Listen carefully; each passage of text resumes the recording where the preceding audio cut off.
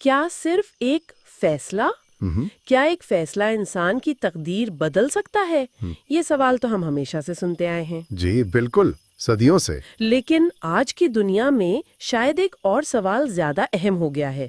وہ یہ کہ کیا ایک سوال نہ پوچھنے کا فیصلہ بھی تقدیر بدل سکتا ہے؟ واہ، یہ بہت گہرا نکتہ ہے۔ آج ہمارے پاس جو ماخذ ہے وہ ایک پرانی کہانی ہے، تاجر اور جنزادی۔ لیکن اس کا جو مرکزی خیال ہے نا، وہ حیرت انگیز طور پر آج کے دور کا ہے۔ یہ ایک چھوٹے سے شہر کے تاجر سلیم کی کہانی ہے، جس کی دولت تو کم تھی مگر اس کے اصول بہت پکے تھے۔ اور آج جو ہم اس کہانی کا تجزیہ کر رہے ہیں، اس کا مقصد صرف اس کا اخلاقی سبق دہرانا نہیں ہے۔ صحیح۔ ہم اس کے کرداروں کے، آپ کہہ لیں، نفسیاتی پہلوؤں کو سمجھنے کی کوشش کریں گے، خاص طور پر وہ ایک لمحہ جب لالچ، خوف اور ضمیر کی کشمکش بالکل عروج پر پہنچتی ہے۔ ٹھیک، ہم یہ دیکھیں گے کہ یہ کہانی کردار کی مضبوطی، مشکوک دولت سے انکار اور حقیقی انعام کے بارے میں کیا گہری باتیں بتاتی ہے جو شاید پہلی نظر میں سمجھ نہ آئیں۔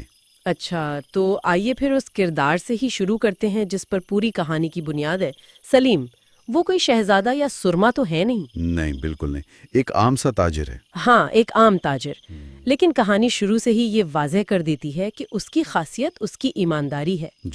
اس کا ایک سادہ سا فلسفہ تھا جو ماخذ میں بھی لکھا ہے، رزق اللہ دیتا ہے، میں تو صرف ذریعہ ہوں۔ بالکل۔ یہ جملہ بظاہر بہت سادہ ہے، لیکن کیا یہ صرف ایک مذہبی عقیدہ ہے یا اس میں کوئی گہری کاروباری حکمت بھی چھپی ہے؟ یہ بہت بہت اچھا سوال ہے۔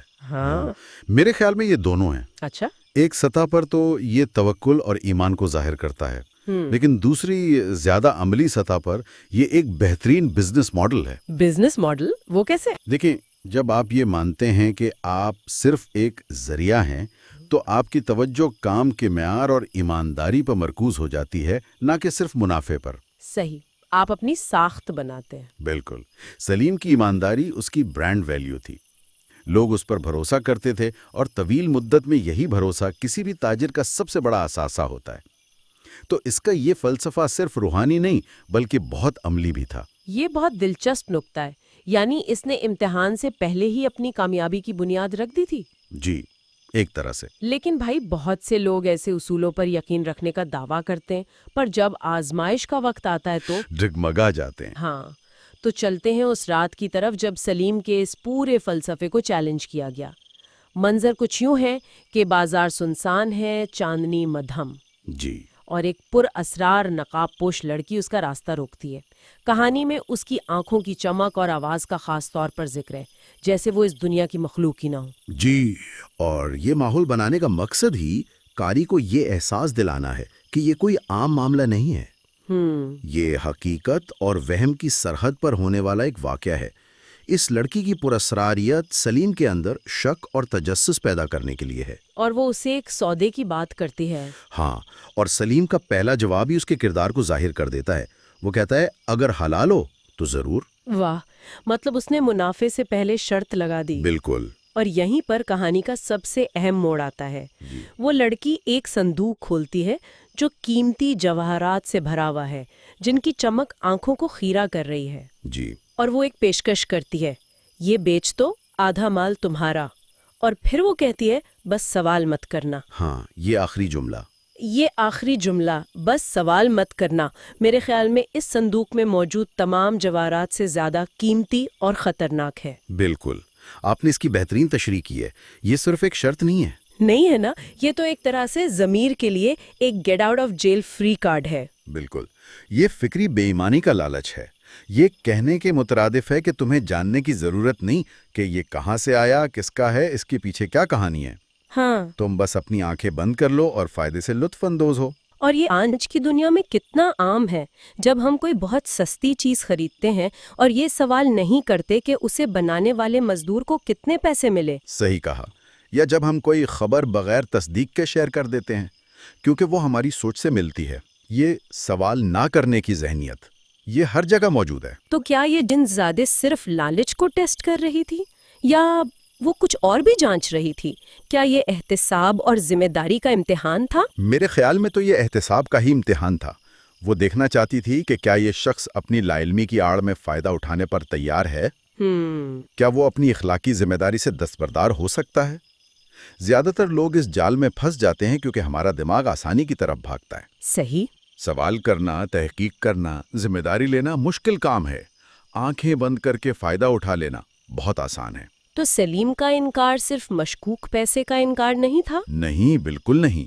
یہ اس پورے نظام کا انکار تھا جس میں آپ کو جوابدار نہیں ٹھہرایا جاتا۔ یہ بات مجھے سوچنے پر مجبور کر رہی ہے کہ اگر سلیم اس شرط کو نظر انداز کر کے سوال پوچھ لیتا تو کیا ہوتا؟ یہ ایک بہت ہی دلچسپ خیال ہے۔ مثلاً وہ کہتا، میں یہ سودا کروں گا لیکن پہلے مجھے بتاؤ یہ مال کہاں سے آیا؟ کیا تب بھی سودا ختم ہو جاتا؟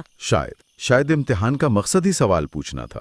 ہو سکتا ہے کہ اگر وہ سوال پوچھتا تو وہ ایک مختلف طریقے سے امتحان پاس کر لیتا۔ اچھا۔ لیکن اس نے سوال پوچھنے کے بجائے پورے سودے کو ہی مسترد کر دیا، جو کہ اور بھی اونچے درجے کی اخلاقی جرات ہے۔ اس نے کہا، معاف کیجیے، میں مشکوک رزق نہیں کما سکتا۔ اس نے شک کی بنیاد پر ہی انکار کر دیا۔ اسے ثبوت کی ضرورت نہیں تھی، اس کے لیے شبہ ہی کافی تھا۔ واہ! یہ کردار کی غیر معمولی مضبوطی کو ظاہر کرتا ہے۔ اور جیسے ہی وہ یہ فیصلہ کرتا ہے، منظر پوری طرح بدل جاتا ہے۔ ایک مافوق الفطرت تبدیلی آتی ہے۔ جی۔ ہوا میں ایک چیخ کی آواز آتی ہے، زمین لرزتی ہے، اور وہ لڑکی وہ اپنے اصلی روپ میں ایک جن زادی کے طور پر ظاہر ہو جاتی ہے۔ بالکل۔ یہاں سلیم کو احساس ہوتا ہے کہ یہ کوئی عام انسانی معاملہ نہیں تھا۔ اور یہاں جن زادی کا رد عمل کہانی کا سب سے حیران کن حصہ ہے۔ وہ غصہ نہیں ہوتی، ناراض نہیں ہوتی، بلکہ وہ متاثر ہوتی ہے۔ جی، وہ متاثر ہوتی ہے۔ وہ کہتی ہے، اے سلیم، صدیوں میں پہلی بار کسی انسان نے لالچ کو شکست دی ہے۔ یہ جملہ یہ سلیم کے فیصلے کو ایک ذاتی فتح سے بڑھا کر پوری انسانیت کے لیے ایک مثال بنا دیتا ہے۔ بالکل۔ اس سے پتہ چلتا ہے کہ جن زادی صدیوں سے انسانوں کو اسی طرح آزما رہی تھی، اور ہر بار انسان اس امتحان میں ناکام ہوتا رہا۔ تو ایسا لگتا ہے کہ وہ کوئی مجرم نہیں ڈھونڈ رہی تھی، بلکہ کسی ہیرو کی تلاش میں تھی۔ ہاں، وہ اس بات کا ثبوت چاہتی تھی کہ انسان لالچ سے بالا تر ہو سکتا ہے۔ اور سلیم کا فیصلہ اس جنزادی کے انسانوں کے بارے میں منفی نظریے کو چیلنج کر دیتا ہے۔ بالکل۔ اور اس نے نہ صرف خود کو ایک بڑے گناہ سے بچایا، بلکہ ایک ایسی طاقتور مخلوق کی نظروں میں بھی عزت حاصل کر لی۔ اس نے ثابت کیا کہ اصولوں کی طاقت کسی بھی مادی دولت سے زیادہ ہوتی ہے۔ امتحان لینے والی قوت خود کردار کے مضبوطی کی قدردان نکلی۔ جی۔ اور اسی قدردانی کے اظہار کے طور پر جنزادی اسے انعام دینے کا فیصلہ کرتی ہے۔ وہ اسے 3 انتخاب دیتی ہے، جو خود ایک امتحان ہے۔ ہاں بالکل۔ پہلا، بے تحاشا دولت، دوسرا، لمبی عمر، اور تیسرا، دل کا سکون۔ جی، یہ زندگی کی 3 مختلف ترجیحات کی علامت ہے۔ دولت ظاہری کامیابی ہے، لمبی عمر وقت کی فراوانی ہے، اور دل کا سکون؟ وہ باطنی کیفیت ہے۔ دلچسپ بات یہ ہے کہ کہانی میں لمبی عمر کو دولت جیسی مادی چیزوں کے ساتھ رکھا گیا ہے۔ یہ میں نے بھی نوٹ کیا تھا۔ بہت سے فلسفوں میں لمبی زندگی کو سب سے بڑا تحفہ سمجھا جاتا ہے، لیکن یہاں کہانی یہ اشارہ دے رہی ہے کہ زیادہ وقت گزارنا بھی ایک مادی چیز ہے اگر اس میں سکون نہ ہو۔ مطلب زندگی کی مقدار کوانٹٹی کے بجائے معیار کوالٹی پر زور ہے۔ بالکل۔ یہ بہت گہرا نکتہ ہے، اور سلیم جس نے ابھی دولت کو ٹھکرایا تھا، اس کا انتخاب تو پریڈکٹیبل تھا۔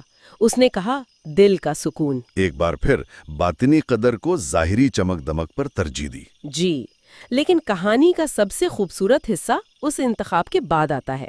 ماخوذ کہتا ہے، اگلی صبح سب کچھ معمول کے مطابق تھا، کچھ بھی نہیں بدلا تھا۔ ظاہری طور پر کچھ نہیں بدلا تھا۔